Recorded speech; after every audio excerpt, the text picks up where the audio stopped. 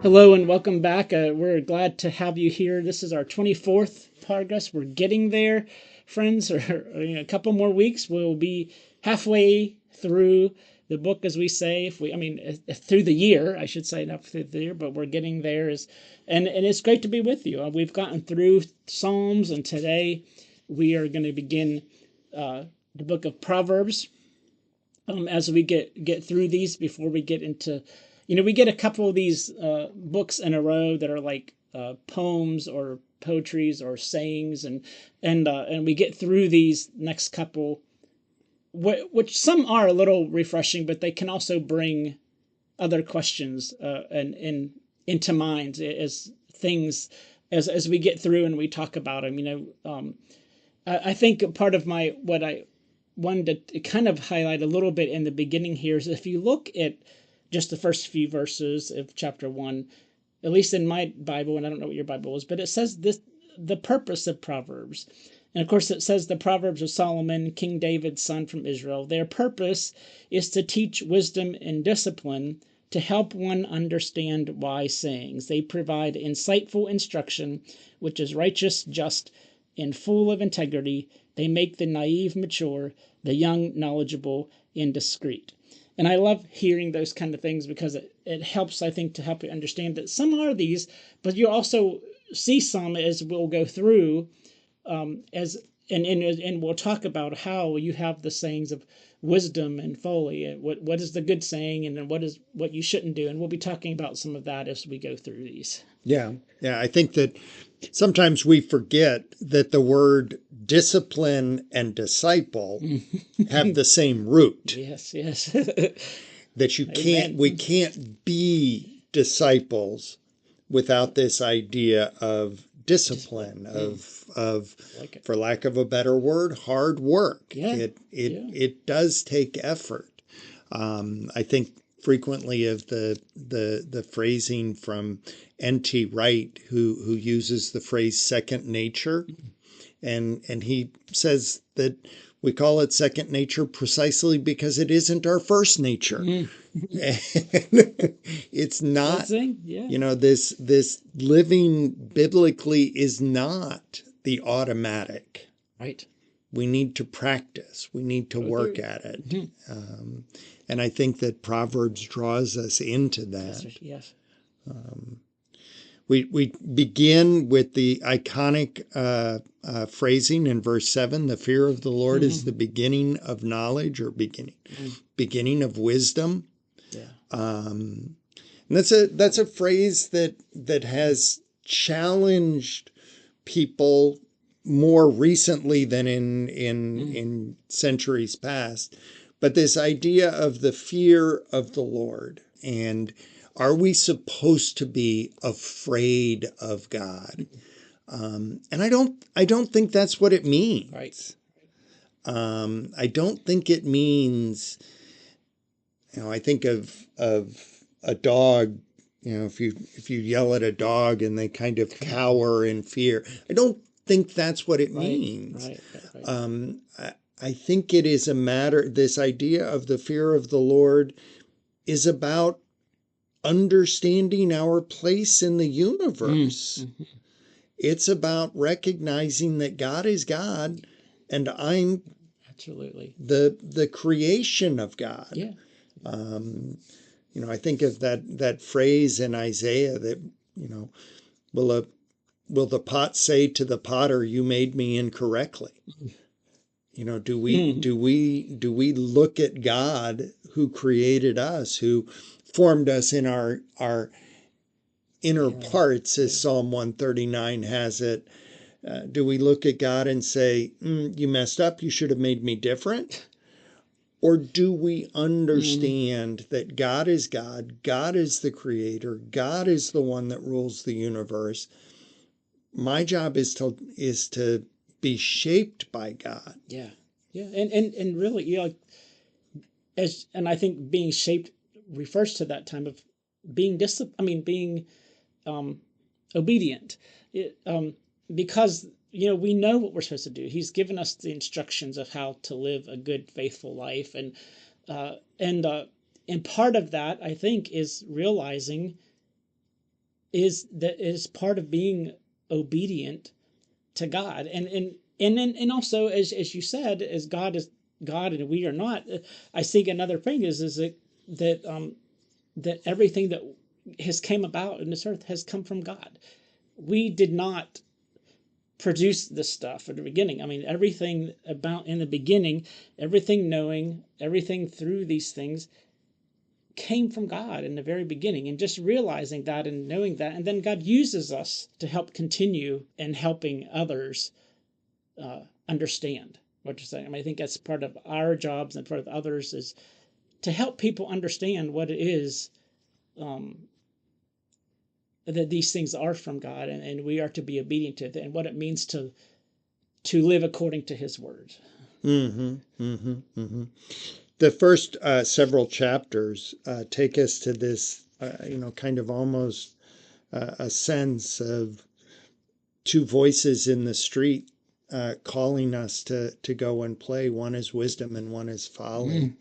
Um, I've shared with many of you all already that I was a classical studies major in college, which meant that we read Greek and Latin and some of the stories, and in the Greek stories there is what's known as the choice of Hercules, that Hercules was on the side of a hill sitting on a rock, and there was the voice of wisdom and the voice of folly, the voice of discipline, the voice of licentiousness, calling to him.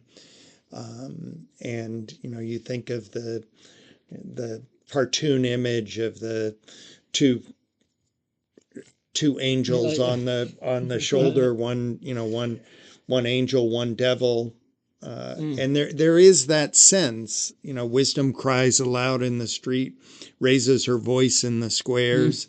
At the head of the busy street, she calls. At the entrance of the gates in the city, she speaks out. There is this sense of wisdom calling to the people and saying, here I am. Yeah. Listen to me. Listen to my voice. And I think all of us, as we watch the world around us, do think that,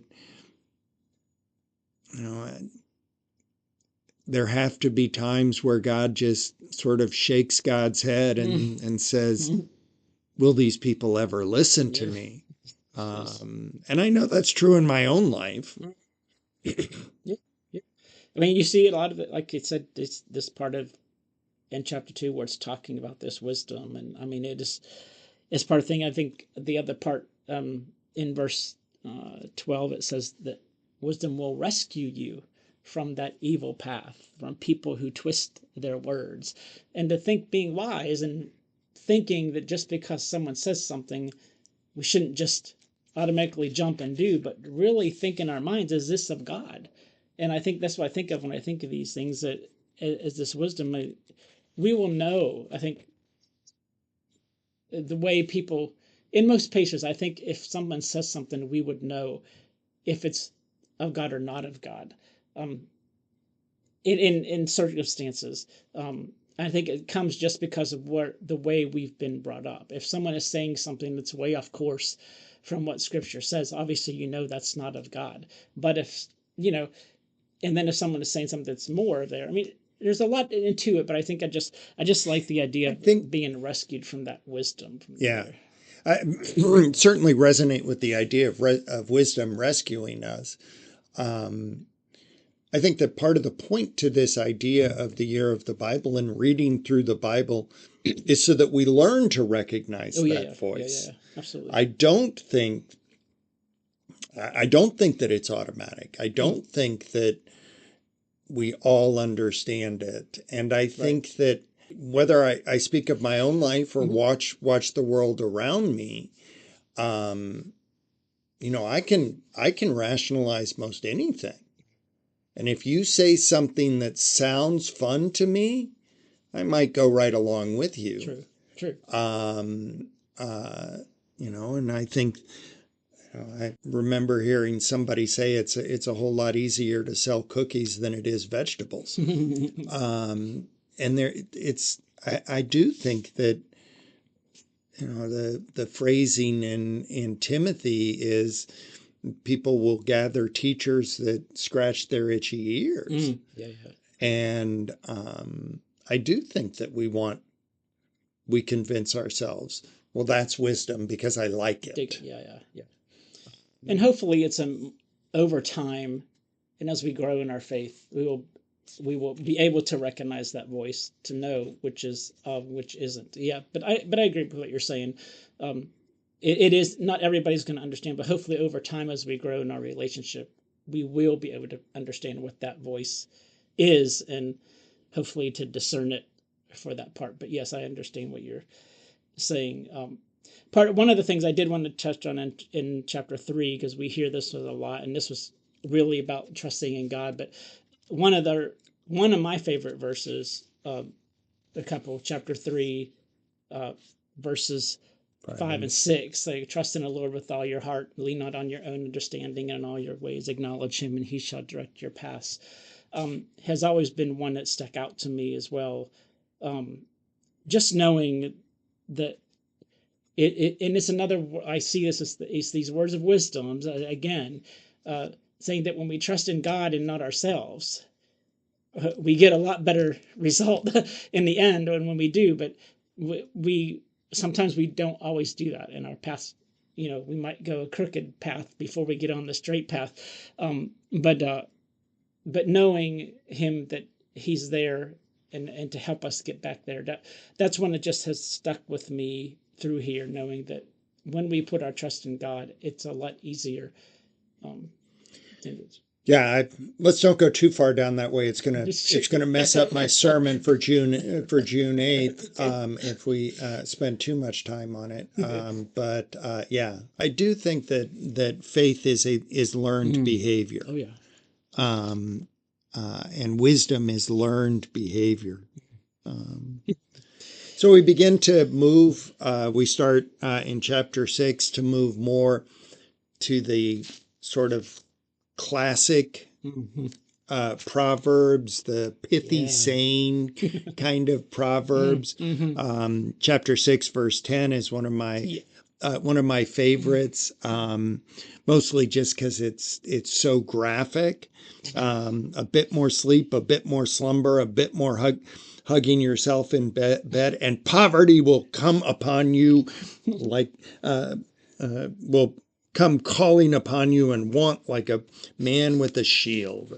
Just such a graphic image. It is. I mean, it is, because when you think about that, and if you're thinking about it in the mindset, when thinking about that, when you're not getting sleep, when you're in the middle, when you're not doing these things, when you're doing these things, most of the time you're not in the right mindset. I mean, this is the whole point of the saying is, what it's pointing out is, when you are getting this little sleep, when you are doing this thing, your mind's going to be more tempted to do things that you're not supposed to be doing. Exactly. And thinking of this aspect of what it's really referring to, and in this aspect is,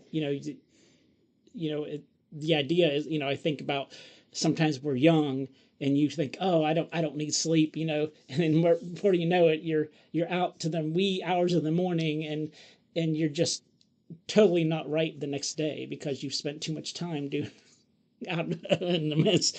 But in that same chapter that you talked about, the things that, the one that has stuck to me, it says about, there are 6 things that the Lord hates, 7 that are detestable.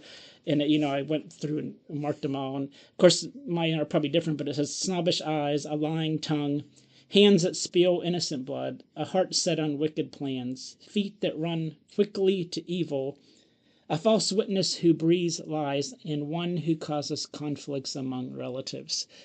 And I mean, just thinking about those, I mean, are, some of them very much part of commands that were given way before, the lying, the murdering, the however way you want to look at it. I just were these things that and you can even see how people used them in Jesus' time in the gospel, like how they did some of these things, the false witnesses, the things that just brought stuff up upon him so that they could accuse him for some things. Sure. And so I did, like, my mind just went all over the place, and I was thinking about those kind of things, the different stories and what relates to them.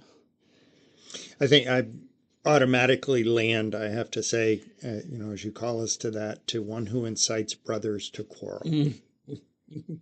And I think about the horrible sense of division Yep.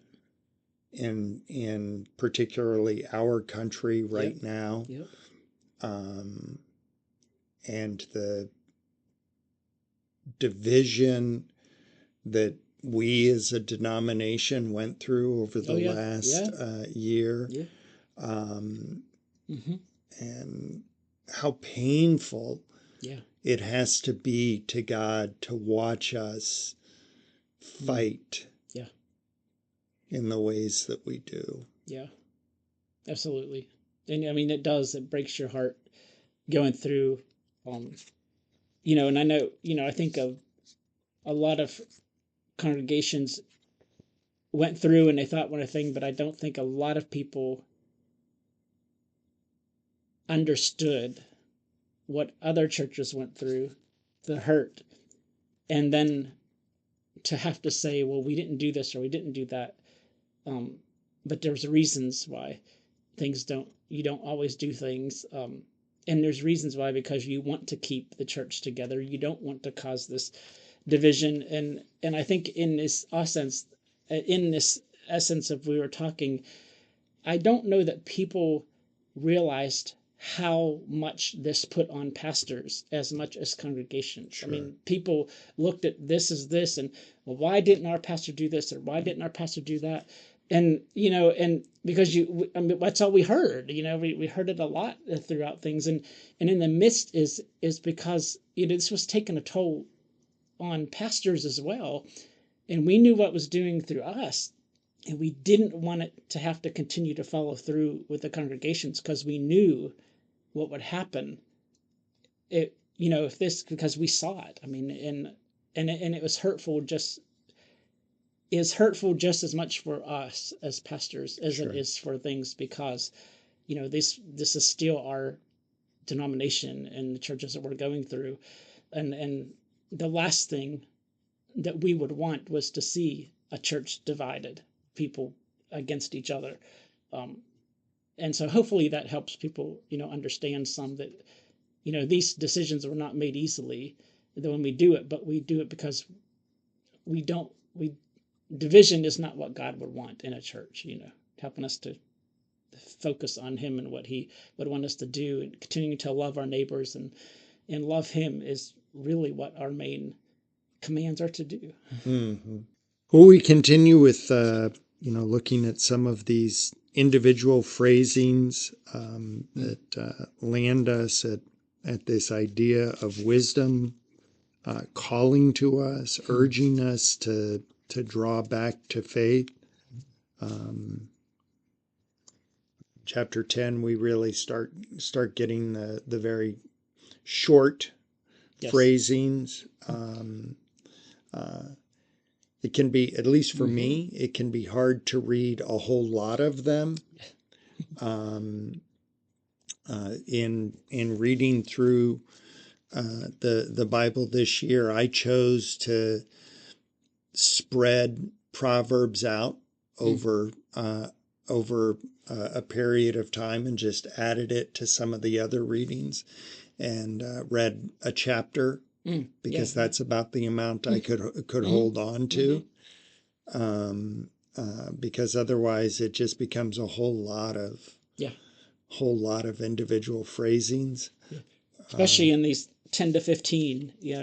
This is really, these things are those wise versus foolish sayings, and you think, oh, I got it through one chapter. Okay, then the next thing you know, you're still reading and you're still reading. And so I can see why you did that, because I have things marked throughout of each one of different things that just, you hear the wise thing, and then you see the foolish thing, and you see the wise thing, you hear the foolish thing.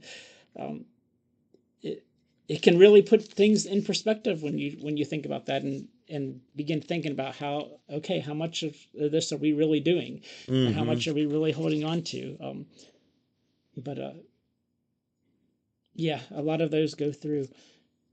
Anything else in these proverbs that you wanted to highlight, Tom? Chapter 11 includes false scales are an abomination to the Lord. Honest weights please him. Chapter 11, verse 1. And I think we probably all understand what this means. But in the ancient world, the merchants would sometimes have two different rocks. One a little lighter, one a little heavier, to mark whether or not they liked you or not. I think of the phrase of putting your thumb on the scale, and the practice of dishonest butchers, kind of holding their thumb to make the cut of beef seem a little bit heavier, and therefore you pay a little bit more. But this idea of dishonest business extends well beyond that. Yeah. Right. And to remind ourselves that being faithful is not just about coming to church on a Sunday morning. Right. It needs to impact how we write the report in the office, or how do you treat people when you see them, and are you honest? Do you work hard? Do you do the things that we know probably honor God every day?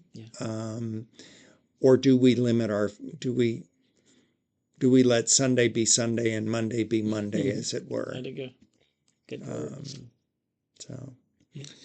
Well, thank you all for another week. We continue next week as we move through the remainder of Proverbs and move into Ecclesiastes, don't we? Yes. Next week will be Proverbs, and the week after that will be Proverbs and Ecclesiastes. So yes. All right. Or however we do it. Yep. Well, good. And we will look forward to talking to you again next week. Have a great day.